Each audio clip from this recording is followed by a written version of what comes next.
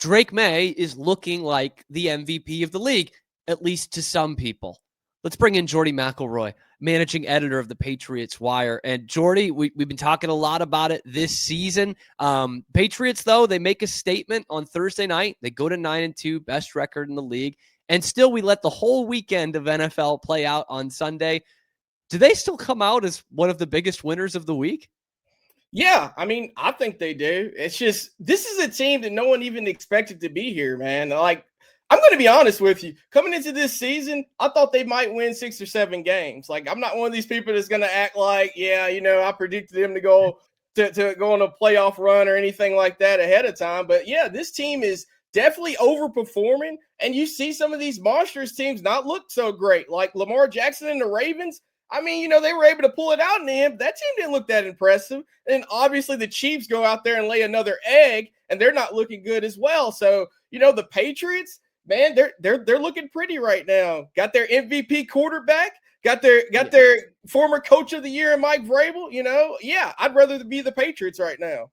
And you're right. It's like it's house money. So when you go through a whole day of them not playing on a Sunday slate, it's like, well, all these teams lost. Patriots are still sitting pretty and feeling pretty good. By the way, I had it optimistically as 9 wins. Like, I was like, best case scenario, 9 wins. And here we are, 11 games into the season, they got 9 wins. So I'm right there with you, man. I did not see this coming.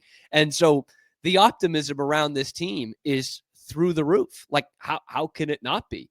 But as we look towards December, and we know, Jordy, like that's where it gets really tough. December, the weather gets colder, the games get bigger, right? The margin for error gets smaller. So as we look towards December, what do you see as some of the potential roadblocks for this Patriots team? Yeah, for me, it's the injuries, and that's a huge concern for this team. Mike Vrabel and his staff, they did an incredible job of building this roster out. But I mean, dude, this is only their first year doing this thing, so it's not like they're going to have the deepest roster. Yeah. So you looked at the running back position. Now, obviously, they're starting to look a little bit better here.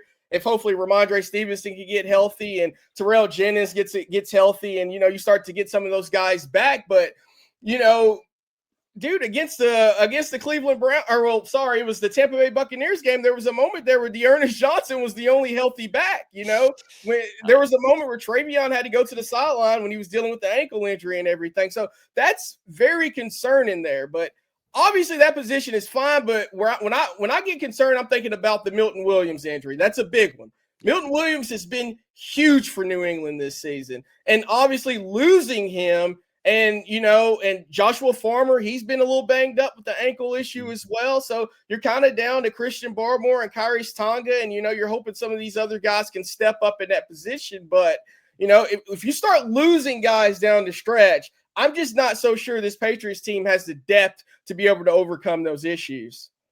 Yeah, that's where you look at, hey, 2 of the last 4 drafts, we totally struck out. Like, outside of Drake May in 24, which is obviously a hell of a pick. But the rest of that draft, you struck out. 2022, you struck out. They're all gone. And so you're sitting here and being like, whoa, we have got to really put some things together here that you just can't plug all the holes in free agency. I do want to get into the Milton Williams thing. That's a big loss right now. It's a guy who goes on IR, so out for at least 4 weeks as you start to get towards the brunt of your schedule.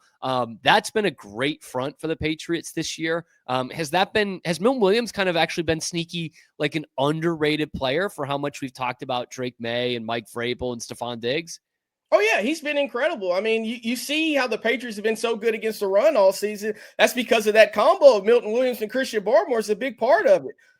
Those guys together, that's arguably the best 1-2 punch along a defensive front in football right now. And you lose a guy like that, and my concern starts to come in when you're talking about, Buffalo coming back to town again, a team with Josh Allen that can move around a lot and run the football. And obviously we all know what Lamar and Derrick Henry and those boys bring to the table. So if you start to struggle to stop the run in some of these games, you start to kind of worry a little bit, but you're hoping that the defense is so well coached up, the linebacker play can improve, and maybe you can get something out of rookie Braden Swinson, who the Patriots just signed to their main roster, and we'll see, but it's definitely a major concern. That was supposed to be a big swing. Remember, Swinson was dropping in the draft. He was a big time prospect. He's a heck of a player in the SEC, man. And so that could be something that the Patriots turn to. And you look at the defensive numbers. You mentioned in there, obviously, run defense stout, best in the league, like no doubt. And when you break it down to run and pass, like run, they're everything in the top 5. Pass, they're everything outside the top 10. It's not brutally bad, but it's not that great. And, part of it is you're ahead a lot. Teams got to throw a lot. I get it. But losing a Milton Williams for anything specifically past 4 weeks, it could be dire for the Patriots and this defense, certainly on the first drives of the game. That's becoming a little concerning. But talking Patriots with Jordy McElroy, managing editor for Patriots Wire here. And obviously, Jordy, a lot of the big talk around here isn't just the fact that they've won 8 in a row, isn't just the fact that they're 9-2, but also that they found the future at quarterback, that Drake May has looked like the best quarterback in football this year. If you were giving out an NFL MVP vote right now, would Drake May be your winner? Yeah, Drake May would be my winner. But, I mean, do I think Drake May would be the rest of the people's winner, like everyone else that votes? I sort of don't think so, man. I feel like it's almost this weird hesitancy to give the second-year guy the MVP award. It's crazy, man. Like, Bart Scott out here talking about how it's disrespectful. That take is disrespectful. Oof, it really is, man. And I get it. The Patriots, they whipped you when you were with the Baltimore Ravens and obviously the New York Jets. So maybe there's some old salt in the wounds there. I don't know where that came from, especially the Daniel Jones talk and Sam Darnold, who threw 4 interceptions. You're not picking Sam Darnold over Drake May? No way. Come on. It's crazy, man. Crazy talk. Why not Jonathan Taylor? And I get it. He's a running back, but give me that. Don't give me freaking Sam Darnold and Daniel Jones. I'm sorry, man. But, yeah, like Drake May leading the league in passing yards right now, obviously, and then, he's completion percentage, highest in the league. And I loved what you said about the degree of difficulty, and no one's really talking about that with the roster around him. I mean, he does not have stars. He really doesn't. I mean, before the season started, people were saying Stephon Diggs was washed up. That's what you were hearing. Mm-hmm, yeah. And now all of a sudden everyone's like, oh, well, he has Stephon Diggs. It's like, dude, I'm so sick and tired of people moving the goalposts with the Patriots here. It's like they're not going to make the playoffs. They're just going to win 7 games. Okay, well, they've won 9 games, so it's an easy schedule. It's an easy schedule. Well, if it was so easy, why didn't you pick them to make it in the beginning? It's crazy with the movement of the goalposts, and the same's happening with Drake May right now. I think Drake May is playing the best at the quarterback position in the league right now, and he's just learning, and that's the scary part. This team, for people that follow Dragon Ball Z, I don't know if anyone here follows it. This team's not in their final form. This is just regular Goku. It's going to go Super Saiyan from here on out. I love that. And when you're getting claps from our producer, Zach, who's big into it. So you're getting the plaudits there. But I love that point too of like, we look at the other teams and what the other teams are, right, that the Patriots play. And what we should be also looking at is who the Patriots are. Like no disrespect to Steph Diggs. He is having a great year, but like, he's also has Drake May, right? Not just Drake May as Stephon Diggs, because when he was healthy last year, he wasn't putting up the games he's putting up right now with CJ Stroud and a good Texans team last year. You know what I mean? He wasn't doing that. He's doing things that he hasn't done for the last 3 or 4 years in the league. And you look at the rest of that wide receiver room, and it's just as bad as it was last year. You're getting the most out of Kayshon Boutte and probably Pop Douglas as well, but it's the same people we were dumping on last year. And Drake May is elevating that team. Again, 8 wins in 2 years, 8 wins in a row. And now we're looking at their schedule. Now we're looking at the schedule and seeing who they're beating. It's just crazy to me. And I think he just gets more impressive by the week, truly. So as we look, we're dismissing like Daniel Jones, nice year, right? Make no mistake. Nice, fun year. He's not Drake May. I don't think he's going to be in that MVP true short list at the end of the season. As you said, he might not be the MVP on his own team. So for you right now, who is the biggest competition for Drake in that award? So for me right now, it would be Matthew Stafford. I mean, Matthew Stafford's having an incredible year. You have to give respect where it's due. in my opinion, he kind of takes a step back, and I get it. He was playing against a tough Seattle Seahawks defense. That team is legit, but obviously just throwing for 130 yards. I would think if Drake May could continue to, do his 200-plus yard thing, and, the Patriots remain competitive, win a lot of games here on out, and Drake May should get the edge over him. I think what it's going to come down to, Cam, I think it's going to come down to that Buffalo Bills rematch, and I think it's going to come down to that Baltimore Ravens game. If Drake May goes in there and he beats Josh Allen again, I mean, you want to talk about a statement. A guy beating the reigning MVP twice, beating him? Like, come on, man. And then obviously going up against Lamar Jackson and the Baltimore Ravens, if Drake May goes in there and he performs well, we're going to get to a point where it's hard to deny him. And the rest of the schedule outside of that is kind of a cakewalk. And he gets an opportunity, man, this weekend or Sunday to kind of run it up against a horrendously bad Cincinnati Bengals defense. Yeah, that could be a stat padding kind of week. We could finally get him to 300 this week against Cincinnati. But I think that's dead on. Like Matthew Stafford, and look, he is having a good year. I don't want to say he's not, but you look at that game yesterday, throws for 130, like you said, and he actually moves up in the MVP odds on DraftKings. I'm like, really? Like, this is a week-to-week thing. You could put him second for a week after a game like that. Aside from the MVP stuff, I think the biggest question for Patriots fans right now regarding Drake May, whether they know it or not, is can he cover up some more things? Like we talk about, there's still kind of a lack of weapons on this team. He's making the most of it. Their running game is pretty depleted right now. They got a couple of guys on the shelf. We're still not sure when Ramondre is coming back. And you look at the deficiencies in the run game as we get to the December, January part of the schedule. Is Drake May good enough to cover up those holes as the games get tougher? I think he's good enough.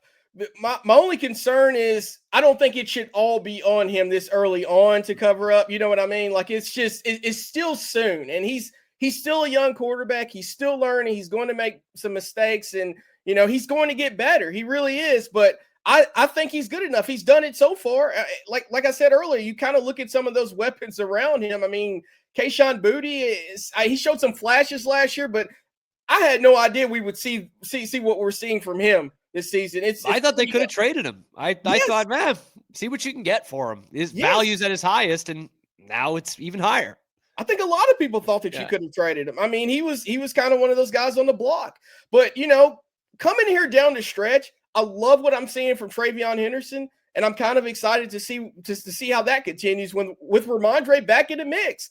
And Travion's going to continue to get better. So you start to see Drake May elevate some of these guys, and then you look at the guys around him, and, coming in, we're thinking like, this team doesn't have enough. And now I'm like, man, maybe they do have enough.